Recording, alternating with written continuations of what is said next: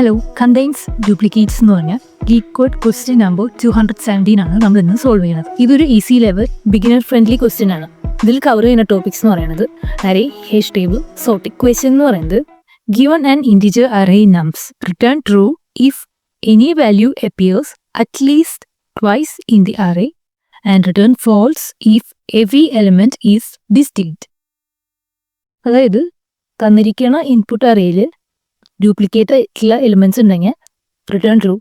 ഇനിയിപ്പം എല്ലാം ഡിസ്റ്റിങ്ക്റ്റ് ആയിട്ടുള്ള എലിമെന്റ്സ് ആണെങ്കിൽ റിട്ടേൺ ഫോൾസ്.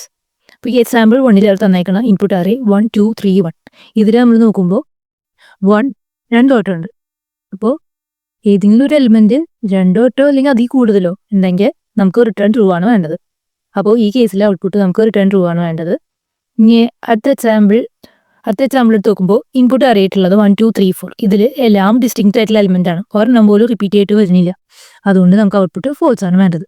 ഞാനൊരു എക്സൽ ഷീറ്റ് ഉണ്ടാക്കിയിട്ടുണ്ട്. ഇത് വ്യൂ ഓൺലി ഫോം ആണ്.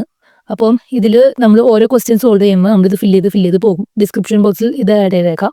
അപ്പോൾ ഇതിൽ ആദ്യത്തെ കോളത്തിൽ ഇത് ഏത് ടോപ്പിക്കിലാണ് വരുന്നത് എന്നാണ് എഴുതിയേക്കണേ. പിന്നെ ലീഡ് കോഡിൽ അതിൻ്റെ ക്വസ്റ്റ്യൻ നമ്പർ ഉണ്ട്, ആ ക്വസ്റ്റ്യൻ്റെ പേര്, അതുപോലെ ആ ക്വസ്റ്റ്യൻ സോൾവ് ചെയ്യാൻ നമ്മൾ ഉപയോഗിച്ചേക്കുന്ന മെത്തേഡ്, ഓരോ മെത്തേഡിൻ്റെയും ടൈം ആൻഡ് സ്പേസ് കോംപ്ലക്സിറ്റി, പിന്നെ നമ്മുടെ വീഡിയോൻ്റെ ലിങ്ക് മലയാളത്തിൽ ഈ എക്സ്പ്ലനേഷൻ നിങ്ങൾക്ക് കാണാം. അതുപോലെ ലീഡ് കോഡ് ക്വസ്റ്റ്യനിലേക്കുള്ള ലിങ്ക്. അപ്പോൾ ഇതിൽ പോയി നിങ്ങൾക്ക് ഈ വീഡിയോ കണ്ടതിന് ശേഷം പഠിച്ച ആൾക്ക് ഈ ലീഡ് കോഡിൽ പോയി നിങ്ങൾക്കത് പ്രാക്ടീസ് ചെയ്യാവുന്നതാണ്. അപ്പോൾ ഈ ബ്ലൈൻഡ് 75 ലിസ്റ്റിലുള്ള എല്ലാ 75 ക്വസ്റ്റ്യൻസാണ് നമ്മളിപ്പോൾ ഇതിൽ ആഡ് ചെയ്തേക്കാൻ. ഇനി ഇത് ചെയ്ത് കഴിയുമ്പോൾ നമ്മൾ കൂടുതൽ ഷീറ്റ്സുകൾ ഉണ്ടാക്കണമെന്നാണ്. അപ്പോൾ നമുക്ക് കുറേ കൂടി പ്രോബ്ലംസ് സോൾവ് ചെയ്യാം. അപ്പോൾ ഇതുവരെ നമ്മൾ സോൾവ് ചെയ്ത 8 ക്വസ്റ്റ്യൻ്റെ ലിങ്കുകൾ ഇതിലുണ്ട്.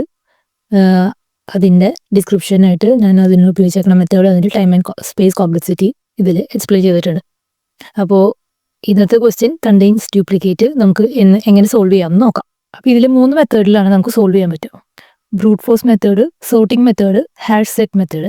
അപ്പോൾ ഓരോ മെത്തേഡ് എങ്ങനെയാണെന്നും അതിൻ്റെ ടൈം ആൻഡ് സ്പേസ് കോംപ്ലക്സിറ്റി നിങ്ങൾക്ക് ഞാൻ എക്സ്പ്ലെയിൻ ചെയ്ത് തരാം. ബ്രൂട്ട് ഫോഴ്സ് മെത്തേഡാണ് ഏറ്റവും ഒപ്റ്റിമൈസ്ഡ് അല്ലാത്ത ഒരു മെത്തേഡ്. കാരണം ഇതിന് ഒരുപാട് സമയം എടുക്കും, നമുക്ക് മെനക്കെട്ടിരുന്ന് പണിയെടുക്കേണ്ടി വരും ഇതിൻ്റെ ഉത്തരം കണ്ടുപിടിക്കാനായിട്ട്. ഫോർ എക്സാമ്പിൾ ഇവിടെ തന്നിരിക്കുന്ന ഇൻപുട്ട് അറേ ഞാൻ എടുത്തേക്കുന്ന എക്സാമ്പിൾ എന്ന് പറയുന്നത് 1 2 3 1 എന്ന് പറഞ്ഞ ഒരു ഇൻപുട്ട് അറേയാണ്. അപ്പം ഇതിൽ നമുക്ക് ഡ്യൂപ്ലിക്കേറ്റ്സ് എലിമെന്റ് ഉണ്ടോ എന്ന് ചെക്ക് ചെയ്യാനായിട്ട് നമ്മൾ ആദ്യത്തെ എലിമെന്റ് എടുക്കണം. അതിനുശേഷം ആദ്യത്തെ എലിമെന്റ് നമ്മൾ ബാക്കി ഓരോ എലിമെന്റുമായിട്ട് ചെക്ക് ചെയ്യണം. ഇപ്പോൾ ഫോർ എക്സാമ്പിൾ നമ്മൾ ആദ്യം എടുത്തേക്കുന്ന എലിമെന്റ് 1 ആണെന്നിരിക്കട്ടെ. അങ്ങനെയാണെങ്കിൽ നമ്മൾ ഈ 1നെ ഐ ആക്കി എടുക്കണം. അപ്പോൾ നമ്മൾ ആദ്യം തന്നെ ഒരു ഫോർ ലൂപ്പ് എഴുതും. എന്നിട്ട് ഐ സ്റ്റാർട്ടിങ് ഫ്രം 0 to നമ്മുടെ ലാസ്റ്റ് ഇൻഡെക്സ് വരെ നമ്മൾ പോകും. അത് കഴിഞ്ഞിട്ട് നമ്മൾ അടുത്തൊരു ഫോർ ലൂപ്പ് എഴുതണം ജെയ്ക്ക് വേണ്ടിയിട്ട്. അതെന്ന് പറഞ്ഞാൽ ബാക്കി എല്ലാ എലിമെന്റ്സും നമ്മൾ ആദ്യം ഐ 1 എടുക്കുകയാണെങ്കിൽ പിന്നെ വരുന്ന ഓരോ എലിമെന്റ്സ് ഐ 2 3 1 വെച്ച് കമ്പയർ ചെയ്യണം. അപ്പോൾ അതിന് ഐ ടു എൻ വരെ. എന്നിട്ട് നമ്മൾ കമ്പയർ ചെയ്യണം ഐയും ജെയും സെയിം ആണോ എന്ന് കമ്പയർ ചെയ്യണം. അങ്ങനെയാണെങ്കിൽ റിട്ടേൺ ട്രൂ ചെയ്യണം, ഈക്വൽ ആണെങ്കിൽ അല്ലെങ്കിൽ ഫോൾസ് ചെയ്യണം. അപ്പോൾ എന്ന് പറഞ്ഞാൽ ഇവിടെ 2 ലൂപ്പിംഗ് വന്നു. അപ്പം ടൈം കോംപ്ലക്സിറ്റി എന്ന് പറയുന്നത് ഓഫ് എൻ സ്ക്വയർ ആണ്. അപ്പോൾ നമ്മൾ ആദ്യം 1 എടുത്തു, അത് ഇനി 2 വെച്ച് കമ്പയർ ചെയ്യണം. അതിനുശേഷം അപ്പോൾ സെയിം അല്ല, ഇനി 1 3 ആയിട്ട് കമ്പയർ ചെയ്യണം, അതും സെയിം അല്ല, 1 1 ആയിട്ട് തന്നെ കമ്പയർ ചെയ്യണം ലാസ്റ്റ് എലിമെന്റ്. അപ്പോൾ അത് ട്രൂ ആണ്. അങ്ങനെ ആകുമ്പോൾ റിട്ടേൺ ട്രൂ കിട്ടും. ഇനി അടുത്ത എലിമെന്റായ 2ലേക്ക് നമ്മുടെ ഐ ട്രേറ്റ് ചെയ്യും. അപ്പോൾ 2 പിന്നത്തെ എലിമെന്റായി 3 ആയിട്ട് കമ്പയർ ചെയ്യണം, അപ്പോൾ ഫോൾസ് ആണ്. പിന്നത്തെ എലിമെന്റായി 1 ആയിട്ട് കമ്പയർ ചെയ്യണം, അപ്പോഴും ഫോൾസ് ആണ്. ഇനി ഐ വീണ്ടും ലൂപ്പ് ചെയ്ത് ഐ ട്രേറ്റ് ചെയ്ത് 3ലേക്ക് എത്തണം. ഇനി 3 നമ്മൾ 1 ആയിട്ട് കമ്പയർ ചെയ്യണം, അപ്പോൾ നമുക്ക് ഫോൾസ് ആണ്. അപ്പോൾ ഇതിൽ ആദ്യം 1 = 1 കിട്ടിയപ്പോൾ അതുകൊണ്ട് റിട്ടേൺ ട്രൂ ആണ് നമുക്ക് കിട്ടുന്നത്.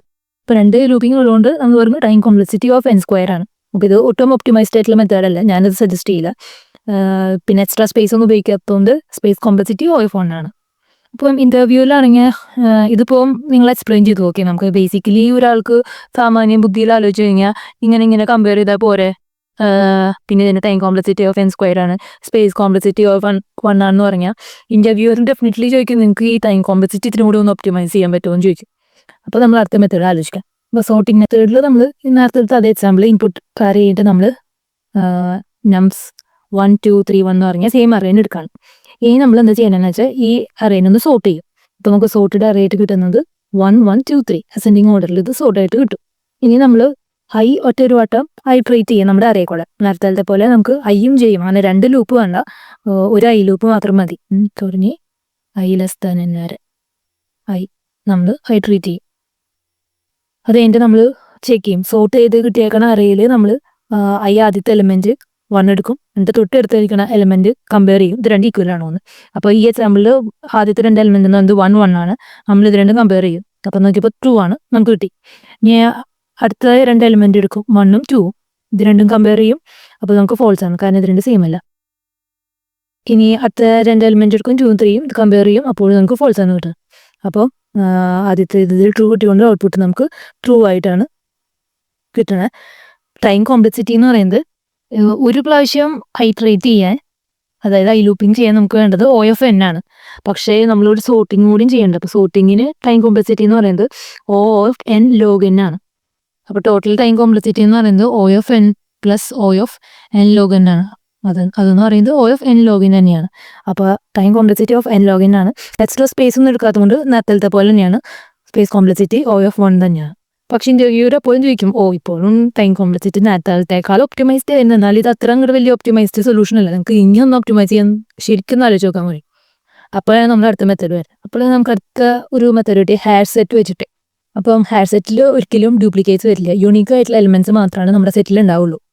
അപ്പോൾ നമ്മൾ എന്താ ചെയ്യണമെന്ന് വെച്ചാൽ നേരത്തെ അതേ ഇൻപുട്ട് അറേ നാം = 1 2 3 1 നമ്മൾ എടുക്കണം. അതിന് ശേഷം ഞാനൊരു എംപ്റ്റി ഹാഷ് സെറ്റ് ഞാൻ ഇനീഷ്യേറ്റ് ചെയ്യണം, എംപ്റ്റി ആയിട്ടുള്ള ഒരു ഹാഷ് സെറ്റ്. എന്നിട്ട് ഞാൻ ആദ്യത്തെ എലിമെന്റ് എടുക്കണം. അപ്പോൾ ഇവിടെ നമ്മുടെ കയ്യിൽ ആദ്യത്തെ എലിമെന്റ് 1 ആണ്, നമ്മുടെ ഹാഷ് സെറ്റിൽ ഉണ്ടോ എന്ന് നോക്കുന്നു, ഇല്ല. അപ്പോൾ നമ്മളത് അവിടെ ആഡ് ചെയ്യണം. ഇനി നമ്മൾ അടുത്ത എലിമെന്റ് 2 കൊടുക്കണു, നമ്മുടെ ഹാഷ് സെറ്റിൽ ഉണ്ടോ എന്ന് നോക്കണം, അതും ഇല്ല. അപ്പോൾ നമ്മൾ അതവിടെ ആഡ് ചെയ്യണം. അടുത്ത എലിമെന്റ് 3 നോക്കുന്നു, അതും നമ്മുടെ ഹാഷ് സെറ്റിൽ ഇല്ല നിലവിൽ, അപ്പോൾ അത് നമ്മൾ ആഡ് ചെയ്യണം. ഇനി അടുത്ത എലിമെന്റ് 1 നോക്കുന്നു, 1 നോക്കുമ്പോൾ ഓൾറെഡി നമ്മുടെ ഹാഷ് സെറ്റിൽ ഉണ്ട്, അപ്പോൾ ഇനി അതിപ്പോൾ അത് ആഡ് ചെയ്യേണ്ട. അപ്പം ഓൾറെഡി ഇതുള്ളതുകൊണ്ട് നമ്മൾ ഈ സ്റ്റെപ്പിൽ റിട്ടേൺ ട്രൂ ചെയ്യും. ഇങ്ങനെയാണ് നമ്മൾ ഡ്യൂപ്ലിക്കേറ്റ്സ് ഉണ്ടോയെന്ന് ഹാഷ് സെറ്റ് വെച്ച് വെക്കുകയാണ്. അപ്പോൾ ഇതിൽ ഒറ്റൊരു പ്രാവശ്യം നമ്മൾ ട്രാവേഴ്സ് ചെയ്താൽ മതി നമ്മുടെ ഐ ലൂപ്പിന് വേണ്ടിയിട്ട്. പക്ഷേ നമ്മൾ ഹാഷ് സെറ്റ് ഉണ്ടാക്കാനായിട്ട് നമ്മൾ എക്സ്ട്രാ ഒരു സ്പേസ് എടുക്കുന്നുണ്ട്. അതുകൊണ്ട് ഇപ്പം എല്ലാം യൂണീക്ക് ആയിട്ടുള്ള എലിമെന്റ്സ് ആണെങ്കിൽ ഇവിടെ എല്ലാ എലിമെന്റ്സും വരും. അങ്ങനെയാണെങ്കിൽ സ്പേസ് കോംപ്ലക്സിറ്റി എന്ന് പറയുന്നത് O(n) ആയിരിക്കും വേഴ്സ്റ്റ് കേസിൽ. പക്ഷേ ടൈം കോംപ്ലക്സിറ്റിയും O(n) ആണ്, കാരണം ഒറ്റൊരു പ്രാവശ്യം നമുക്ക് ഈ ഐ ലൂപ്പും ചെയ്താൽ മതി. അപ്പോൾ ഇവിടെ നമ്മൾ ടൈം കോംപ്ലക്സിറ്റി O(n) ആണ്, സ്പേസ് കോംപ്ലക്സിറ്റിയും O(n) തന്നെയാണ്. അപ്പോൾ നമ്മളിവിടെ ചെയ്ത സ്റ്റെപ്പ് എന്താണെന്ന് വെച്ചാൽ നമ്മൾ അതിന് തന്നെ ആദ്യത്തെ നമ്പർ ഉണ്ടോ എന്ന് നോക്കി, അത് ഡ്യൂപ്ലിക്കേറ്റ് ആണെങ്കിൽ നമ്മൾ ഹാഷ് സെറ്റിലേക്ക് ആഡ് ചെയ്തു, ഡ്യൂപ്ലിക്കേറ്റ് അല്ലെങ്കിൽ നമ്മൾ ട്രൂ റിട്ടേൺ ചെയ്തു. അപ്പോൾ ഇതാണ് ഏറ്റവും ഒപ്റ്റിമൈസ്ഡ് ആയിട്ടുള്ള solution contains duplicate lead code question solve ചെയ്യാനായിട്ട്. അപ്പം ഇത് പൈത്തൺ വെച്ച് എങ്ങനെ ചെയ്യാൻ നമുക്ക് നോക്കാം. അപ്പോൾ നമ്മൾ സൊല്യൂഷൻ 3 ആണ് എഴുതണ ഹാഷ് സെറ്റ് വെച്ചിട്ടുള്ളത്, കാരണം അതാണ് ടൈം കോംപ്ലക്സിറ്റിയും മെമ്മറി കോംപ്ലക്സിറ്റിയും നോക്കുമ്പോൾ ഒപ്റ്റിമൈസ്ഡ് ആയിട്ടുള്ള മെത്തേഡ്.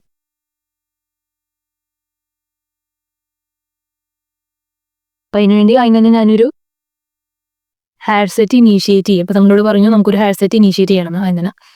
അപ്പോൾ ഞാനതിനെ യൂണീക്ക് നമ്പേഴ്സ് എന്ന് വിളിക്കാം. ഇതാണ് നമ്മുടെ ഹാഷ് സെറ്റ്. ഇത് ഞാൻ ഡെമോൺസ്ട്രേറ്റിൽ ഒരു സെറ്റ് ഇനീഷ്യേറ്റ് ചെയ്തു. അതിനുശേഷം നമ്മൾ എന്ത് ചെയ്തത്, നമ്മൾ ഐ ലൂപ്പിംഗ് ചെയ്തു ഓരോ എലമെന്റിൽ കൂടെ അറേ കൂടെ പാസ് ചെയ്യാനായിട്ട്. അപ്പോൾ I treat through each numbers in the input array model or നമ്മുടെ കറണ്ട് നമ്പറിന് ആദ്യത്തെ എലിമെന്റിന് കറണ്ട് നമ്പർ നമ്മൾ ആദ്യത്തെ എലിമെന്റ് നോക്കി എൻ്റെ ഹാഷ് സെറ്റിൽ ഉണ്ടോ എന്ന് നോക്കുകയാണ്. അപ്പോൾ നമ്മുടെ നംസിലുള്ള ആദ്യത്തെ എലിമെന്റ് നമ്മുടെ ഹാഷ് സെറ്റിലുണ്ടോ നമ്മൾ നോക്കണം. അപ്പോൾ check if the current number is already in the hash set. So if current number in unique numbers, എന്തെങ്കിലും നമുക്ക് എന്താ ചെയ്യേണ്ടത്, റിട്ടേൺ ട്രൂ ചെയ്യണം. ഇനി അതില്ലെങ്കിൽ നമുക്ക് എന്താ ചെയ്യേണ്ടത്, അതായത് ഡ്യൂപ്ലിക്കേറ്റ് ആണെങ്കിൽ നമുക്ക് റിട്ടേൺ ട്രൂ ചെയ്യണം ക്വസ്റ്റ്യനിൽ പറഞ്ഞ പോലെ.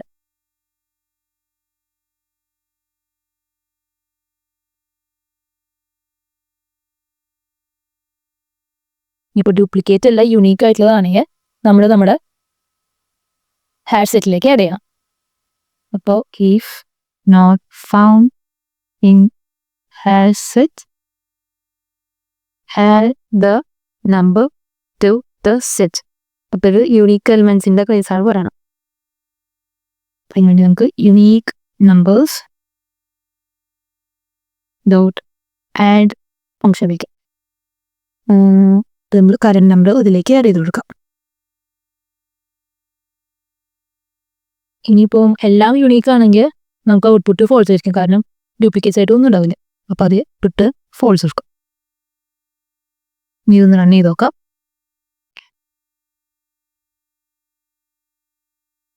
സൊല്യൂഷൻ അനുസരിച്ചുള്ള എല്ലാ കേസിലും നമ്മൾ പറഞ്ഞു ഇതിൻ്റെ ടൈം കോംപ്ലക്സിറ്റി O(n) ആണ്. കാരണം ഒറ്റ പ്രാവശ്യം നമ്മൾ ഹൈഡ്രേറ്റ് ചെയ്യുന്നുണ്ട്, നമ്മുടെ അറിയിക്കൂടെ ഒരു പ്രാവശ്യം നമുക്ക് ഹൈഡ്രേറ്റ് ചെയ്യണം. പിന്നെ സ്പേസ് കോംപ്ലക്സിറ്റി എന്ന് പറയുന്നത് O(n) തന്നെയാണ്. അപ്പോൾ നമ്മൾ ഹയർ സെറ്റ് ഉണ്ടാക്കാനായിട്ട് നമുക്ക് സ്പേസിലാണ്.